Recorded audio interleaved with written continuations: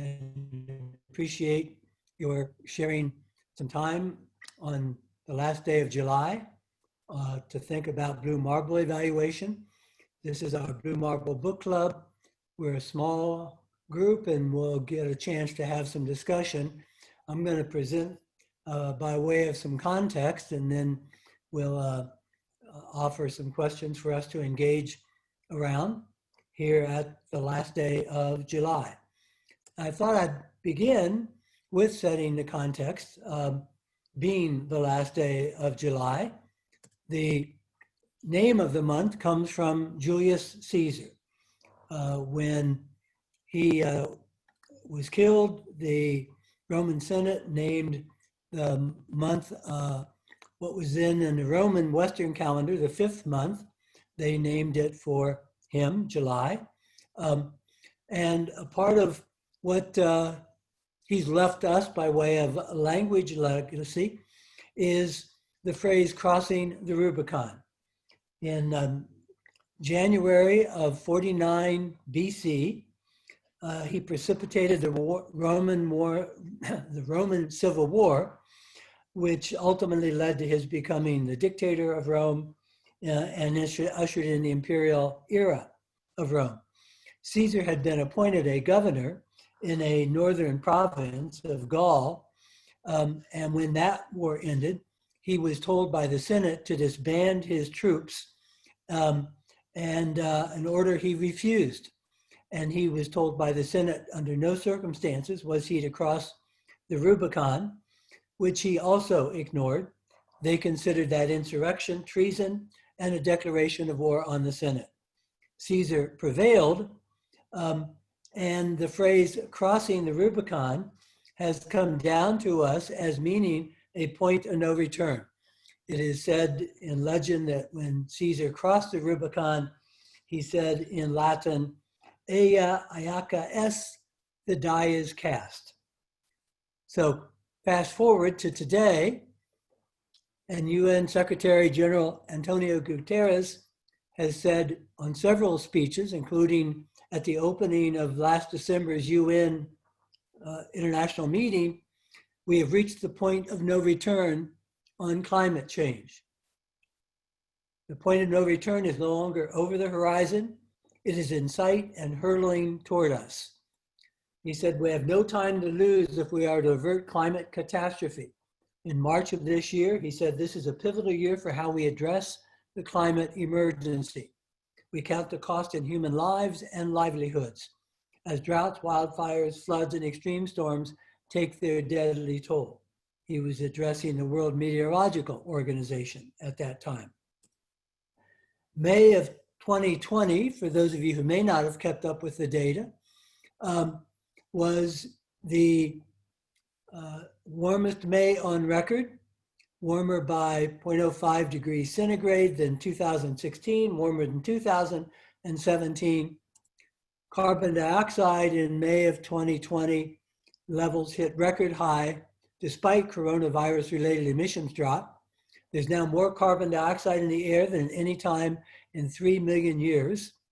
Scripps Institute of Oceanography and the National Oceanic and Atmospheric Administration say that the amount of CO2 in the air in May 2020 hit an average of slightly greater than 417 parts per million. This is the highest monthly average ever recorded. And when the climate agreement was signed, the aim was to keep it below 350 parts per million to avoid climate disaster. And so we've seen an upward trend, and that upward trend leads toward the year 2030, which a number of different models and scenarios and expert groups have said is likely the point of no return on climate change. All of the indicators are getting worse faster than expected at the time of the climate agreement signature. No country has kept up with their targets. And so the odds are very good at this point. We're on a trajectory to reach that point of no return sometime in the next decade. June, the data just came out, was tied as the Earth's third hottest on record. And from January to June of this year, warm temperatures were the second highest in 141-year climate record. So what we're discussing today are two chapters in the Blue Marble book, Time Being of the Essence Principle, which calls on us to act with a sense of urgency in the present, support adaptive sustainability long-term, grounding both in understanding the past, and the yin-yang principle, harmonize conceptual opposites. Time being of the essence is the fourth dimension of Blue Marble evaluation. The previous three principles, the transboundary engagement principle, is about looking across national borders. The local principle is connecting the global and the local. The cross silos principle is looking across agency and sector divisions, health versus the economy versus education, private sector versus government versus private, the civil society sector, breaking down those silos.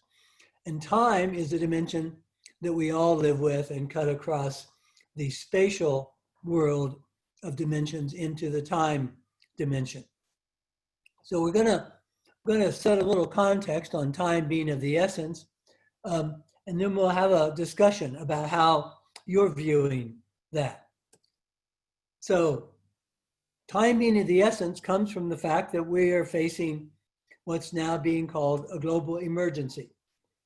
Every year, the Oxford Dictionary picks a word of the year to highlight developments in that year, shared understandings, new language, things that are getting called attention to. And last year, climate emergency was the Oxford word of the year. They have a discussion about selecting that word and the use of it and its rapid increase in media.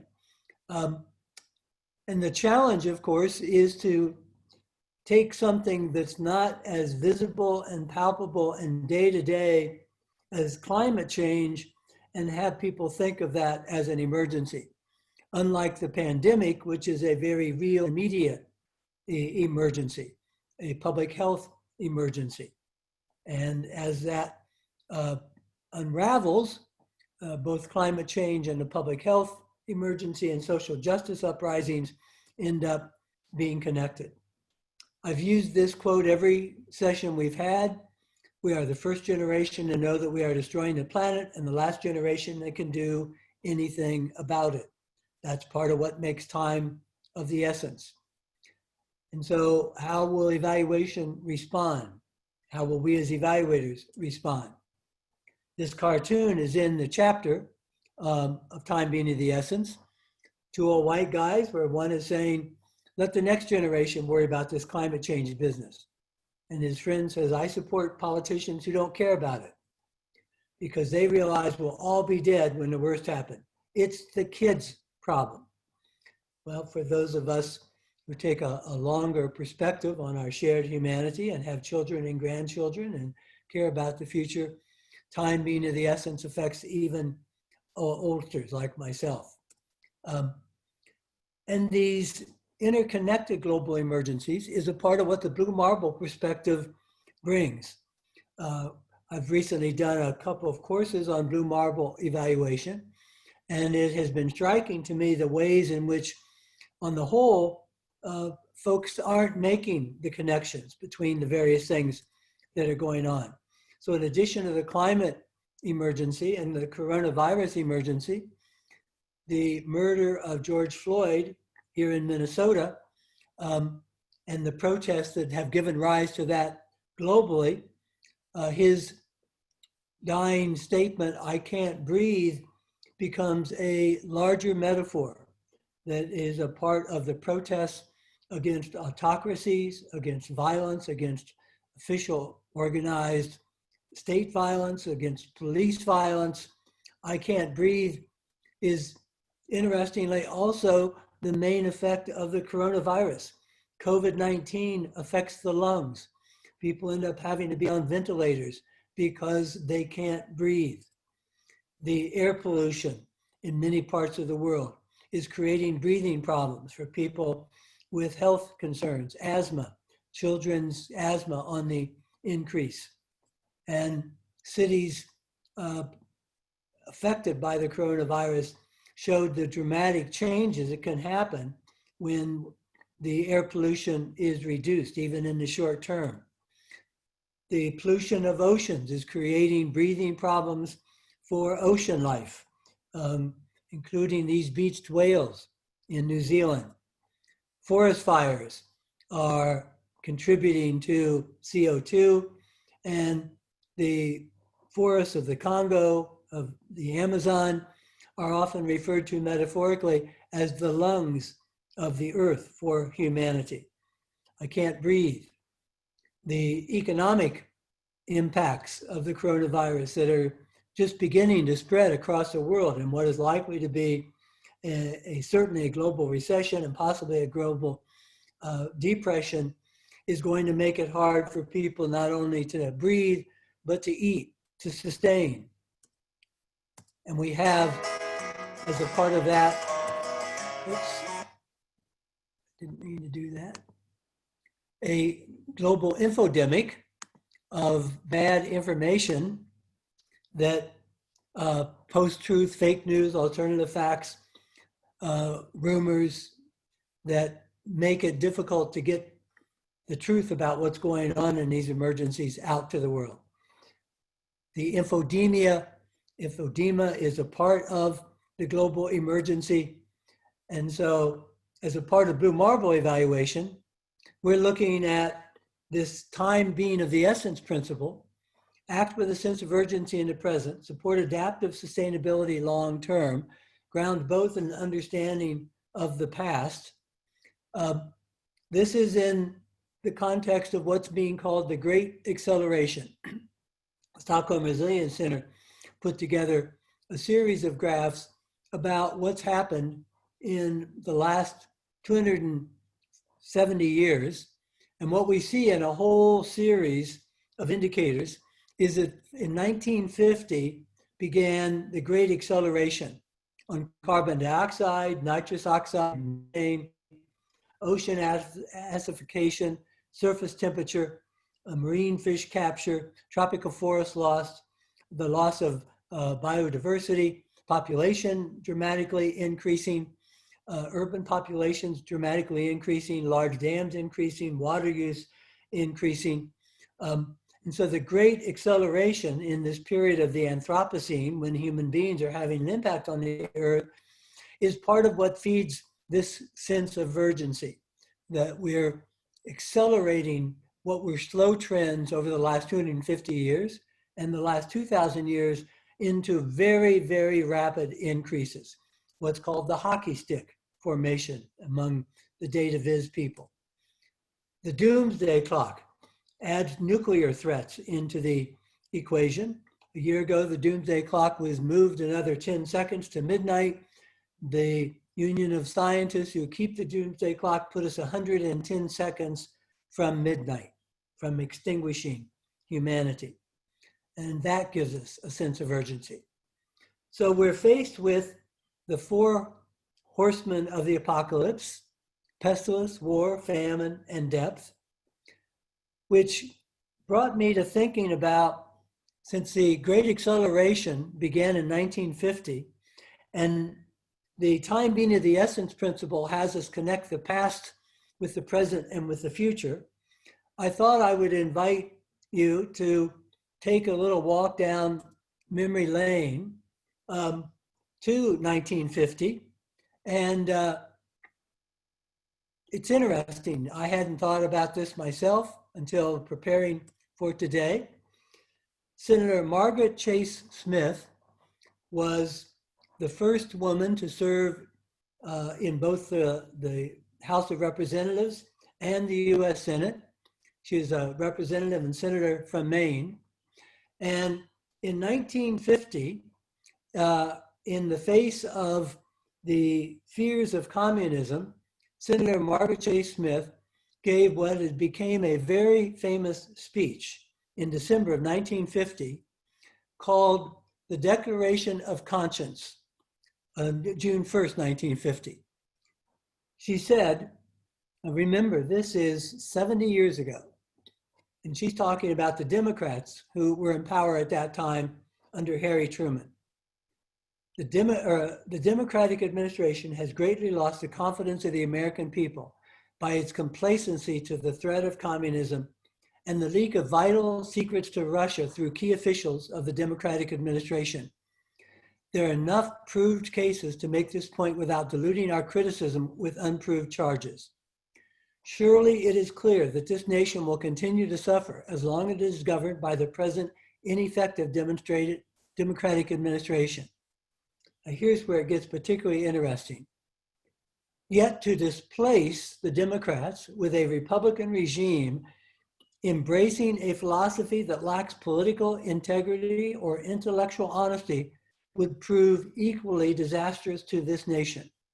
But I don't want to see the Republican Party ride to political victory on the four horsemen of calumny: fear, ignorance, bigotry, and smear. Calumny is stating falsehoods about somebody or some person, is smearing them. I doubt if the Republican Party could, simply because I don't believe the American people will uphold any political party that puts political exploitation above national interest. 70 years ago, Margaret Chase Smith warned about the four horsemen of calumny: fear, ignorance, bigotry, and smear. And here we find ourselves where the four horsemen of the apocalypse and the four horsemen of the calumny have joined forces. Where do we come in? The four horse people of evaluation, looking at what has merit, worth, significance, and use. This is a cartoon done by Simon Nee in Australia, who is a tremendous cartoonist, and this is a new cartoon for the utilization-focused evaluation revision, 5th edition, that Charmaine and I are working on. And I want to get your input into how to label this cartoon. It could be the evaluation cavalry. It could be the four horsemen of evaluation. It could be the four horse people of evaluation. It could be something else. So taken in the context of the four horsemen of the apocalypse, the four horsemen of calumny, and the evaluation cavalry, we're going to pull up a poll, and I'm going to get your feedback on your reaction to how to caption this cartoon. Would you call it the four horsemen of evaluation, the four horse people, the evaluation cavalry, or something else?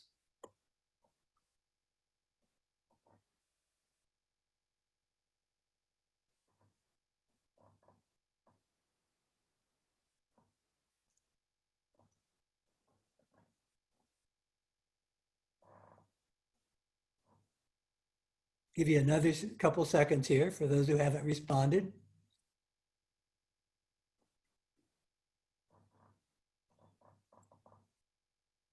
All right, let's look at the results.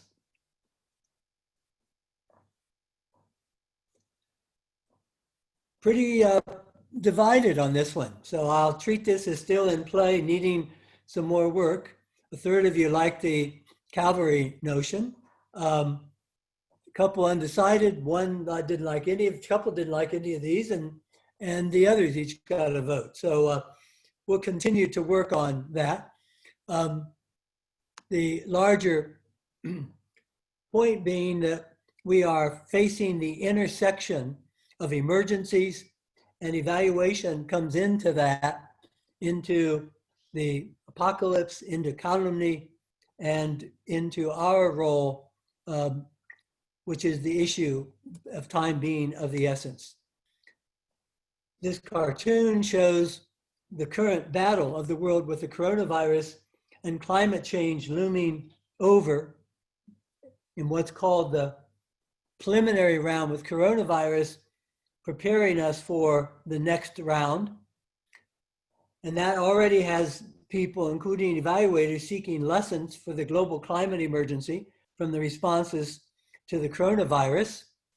So we're going to give you 15 minutes here in some breakout groups. We're going to randomly put you into 3 groups, maybe 4. I'm not sure how Charmaine will do it, probably 3. And ask you to engage with each other, introduce yourselves. How are you approaching humanity's facing a point of no return on climate change? And what lessons for the future from evaluation would you bring forward to inform time being of the essence? What do we act, how do we act as evaluators in lessons from our past?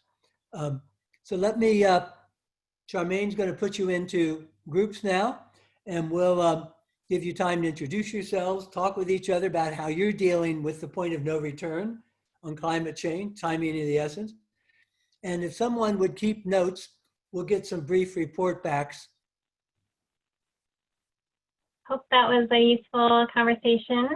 For those of you I haven't already met, my name is Charmaine Campbell-Patton, and I'm Michael's daughter, and I work with him on this project, this Blue Marble Evaluation Project, and I'm just gonna facilitate the conversation a little bit here. So I just want to invite anyone who wants to jump in to share with us a little bit about how you discuss this first question. How are you approaching humanity facing a point of no return on climate change?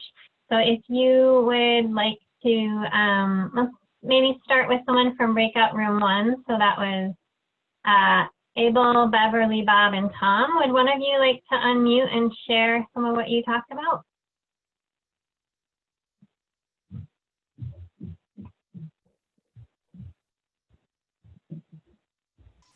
Well, I guess I could share one thing, which is that there was some feeling, well, it was my feeling actually, that that framing things in terms of a point of no return can move us into a form of fatalism that that can really paralyze us. And so thinking about what we're moving toward is important, and just recognizing that, yeah, it'll be bad when we blow past 2 degrees Celsius, but that, 2.1 is better than 2.5, and so forth and so on. So, so that was one thought I had about that.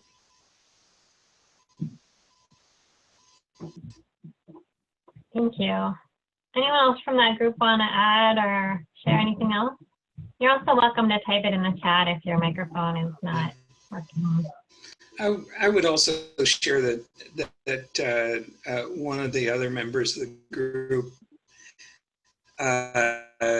was talking about generational differences in perspectives, and that a concern that that maybe we're having trouble speaking to one another across generations, and that may be an issue that we need to take up. We have a intergenerational blog in the works for Blue Marble, kind of this idea of thinking cross silos. So stay tuned on that. We've been working some with eval youth, and who knows what that will answer exactly, but hopefully it'll provide some reflection on that piece. Thanks. So anyone from breakout room 2, Ellen, Jessica, or John, want to share about what you talked about from this first question? Sure, I don't mind sharing. We talked about, or one of the things that I brought up was I see it as my own personal responsibility to join movements that are trying to get in the face of decision makers, whether that be on a national or international scale, because I think that they need all of our supports from all of the like-minded people and people in our little niche environments in order to really make those big changes. So that's the way that I'm trying to keep up hope. And then 2 of us, including me, said that we're kind of doubling down on our education and trying to I guess, get ourselves more informed, at least on my part, and trying to create more of hopefully a more resiliency in my own personal life. I don't know, John, if you wanted to add to that about your education, or Ellen. Yeah, I feel like in times of economic hardship, regardless of like where the climate is, I feel like doubling down in education is not a bad thing to do.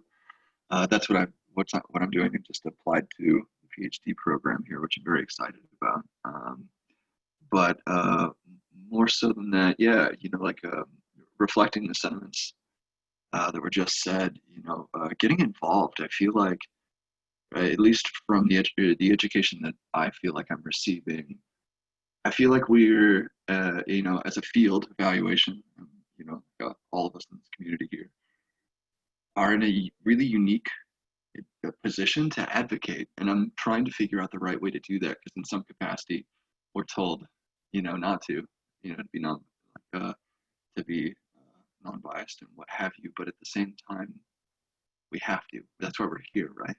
And so how are we you're supposed to be getting the right messages to the right people without like buckling down on echo chambers and, getting out and being involved in the dialogue. And I don't know, just things I'm thinking about. This whole time for me has been very reflective. So yeah, that's my contribution.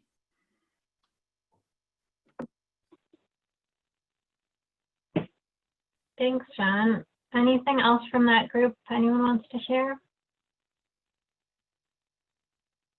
How about group 3, Marguerite, Naresh, Silas, and Sharuna? Anyone want to share what you all talked about? Yeah, I can start, Naresh. We looked at it, I guess if we can summarize for the group at 3 levels: what we can do personally, what is going on technically at the technical level, and what's happening at the political level. And at the personal level, we exchange views on, personal behavioral change, that the small contributions we can make. I might add that the research shows, of course, we didn't discuss this in the group, but I think we all know that if all of us were making the behavioral changes we can, it will have very little impact. We all, for conscience, we like to feel good that we are making our contribution, but if we add up the 7.5 billion, it wouldn't make much of a difference. That research is well established now. So the technical big level changes, corporate, government, policy level, and the political level, we agreed that while some things are happening, much, much more needs to be done. So that's what I would say was a quick summary of what we talked about, but maybe my colleagues want to add to it. Thank you.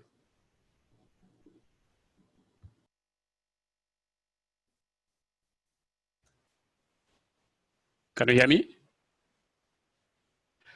Well, Yes. what I want to add is that we also touched upon this in our discussion, is that a lot of things are happening out there. So corporations, individuals, everybody's really doing something. But what we realize is that the changes that we are actually making are some kind of incremental changes. Yet what is needed is actually radical shifts. So I think this is one of the lessons that is coming out of evaluations, like the evaluations of the activities of the green climate, how do you call it, the climate change facility or something, or these type of funds, global funds. So the evaluations of the activities are showing that a lot of it is happening, but it's really incremental. And what is needed is a radical shift, which will only happen if these agencies and countries actually embrace transformational engagements. And I think this is a powerful message for that is coming from evaluation.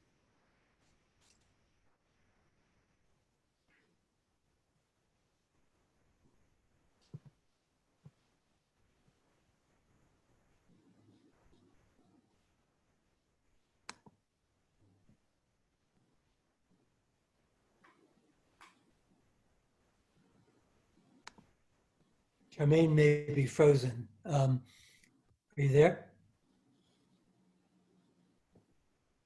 Let me pick up Go ahead. with any comments from any of you on the lessons for the future from evaluation, time being of the essence. Anything come up for you there? Did you get a chance to talk about that? We heard one, Silas gave us a lesson. Yes.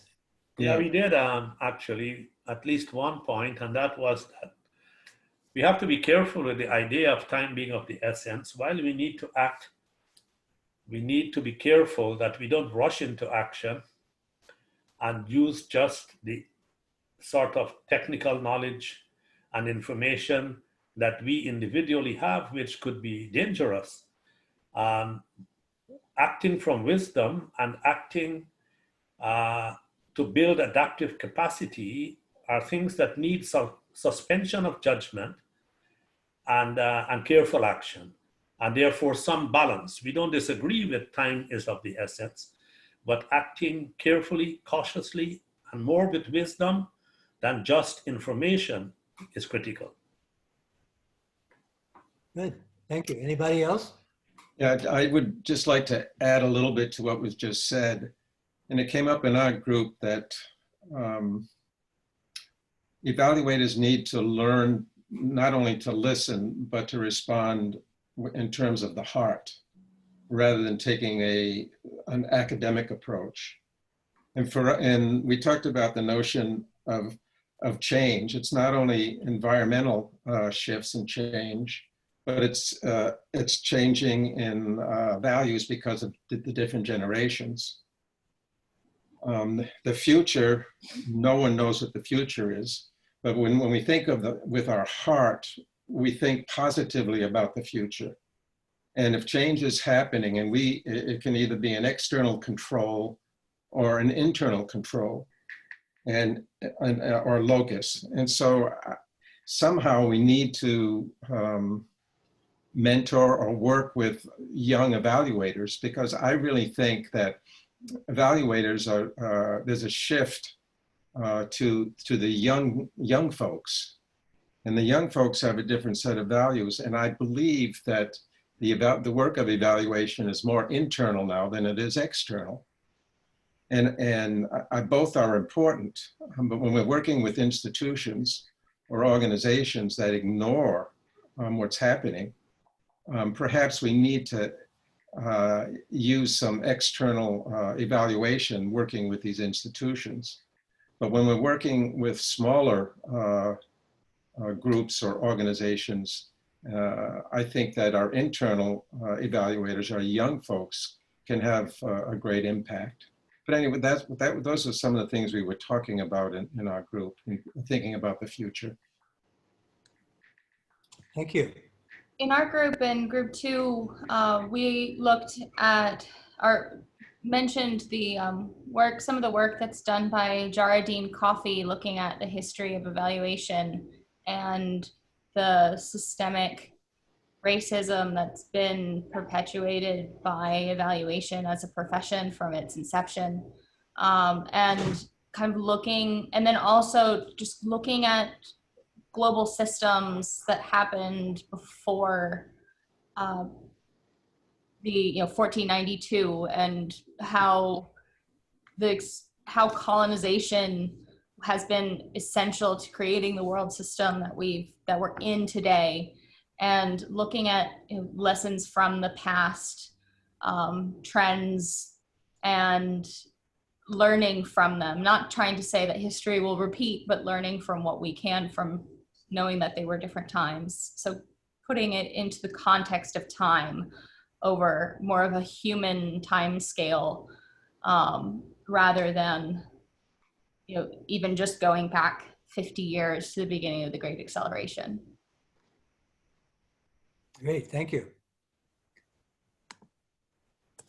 So as we think about this, part of the issue that Blue Marble evaluation brings to what we've learned is that evaluators can be part of the problem rather than part of the solution if we only have a limited project mentality, only have project and program tools. So one of the things that's emphasized throughout the Blue Marble evaluation perspective, and is a part of the work of several of the people on this call, is bringing a systems and complexity perspective into the work, that we can help both in framing solutions and initiatives conceptually and in terms of the timing of things. Complexity involves very different notions of time. Systems change involves very different ways of thinking about time and space than do our traditional project models of 3-year timeframes, 5-year timeframes. And so the adaptability of time to these new challenges is a part of what's involved. With the Anthropocene as context principle, one of the overarching principles is our acting from that knowledge. And so all of us staying up to date, getting educated, as Jessica said, and others, about what is the situation, what are the scenarios that are unfolding, and that's a part of the context of our impact upon the environment. So we move, as you said, from the past, the colonial history, the slavery history, the systemic racism, toward a vision of a humanity that is looking out to 7 generations and working that tension. Part of the yin-yang tension that we'll get into next time. I'll postpone that chapter to our next session. We thought we might get 2 chapters in, but that was optimistic. Is the tension between short-term and long-term. The tension between a sense of urgency and being, as you said, systematic and thoughtful about taking action, not act precipitously. These are some of the tensions between focus on sustainability and the focus on equity. And so as we look forward to next time, which is August 27, we will take up the chapter on the yin-yang principle and look at some of these issues, bottoms up versus top down, quantitative, qualitative, pessimism, optimism, short-term, long-term, critical thinking, creative thinking. There's good news out there. There are things happening to deal with the future of humanity that are quite positive. There are negative things going on. And part of our job is to help people sort it out. So thank you all for joining us today. And we invite you back for our next book club on August 27, where we'll take up the yin-yang principle. Have a great weekend. Have a great August. And watch out for crossing your own Rubicon. Thank you. Bye-bye.